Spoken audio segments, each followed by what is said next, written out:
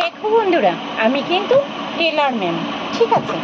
তো আজকে আমি ব্লাউজের কাটিং দেখাবো। ওকে, দেখতে থাকো।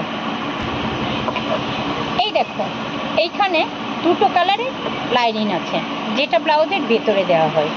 তো আমি দুটোকে একটাকে দুবাজ করে আছে, ঠিক আছে? তারপরে এবার আমি হাতটা কাটিং করব, ঠিক আছে? আমি দুটো ব্লাউজ একসঙ্গে কাটবো। এই যে তোমাদের দেখিয়ে দিলাম দুটো। তো ব্লাউজের হাতা কাটতে আমার 4টা বাস লাগবে একসঙ্গে, তাহলে আমার সময়টা কম লাগছে। এই দেখো, আমি 4টে বাস দিয়ে দিলাম।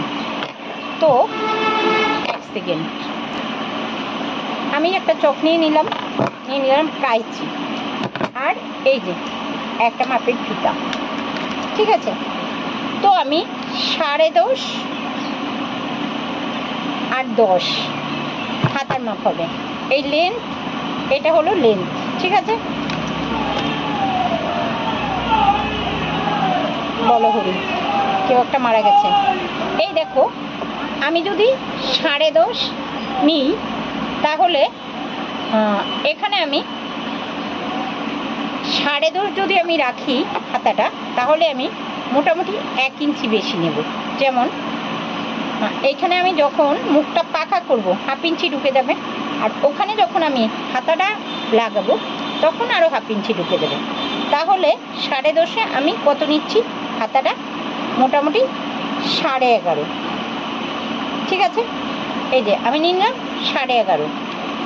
তো আমি যদি পুরো ব্লাউজটা কাটিং আজকে দেখাতে চাই, তাহলে কিন্তু তোমরা ভিডিওটা দেখবে না, কারণ অনেকটা টাইম লাগে। তো ঠিক আছে, তো এক দিন এক একটা পার্ট করে দেখাবো।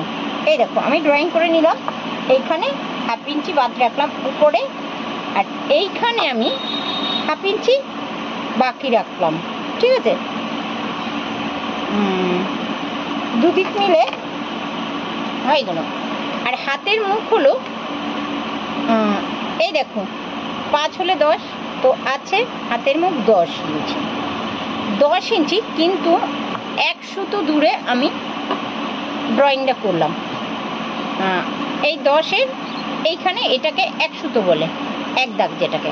তো আমি 1 সুতো দূরে ড্রয়িংটা করলাম। যখন তুমি সেলাই করে হাতাটা উল্টোতে যাবে, 1 সুতোটা কিন্তু খেয়ে নেবে। তো এবার আমি এই দেখো ড্রয়িংটা করে নিলাম। তোমরা কেমন দেখতে পাচ্ছ জানি না। তো এই আমি এবার আমি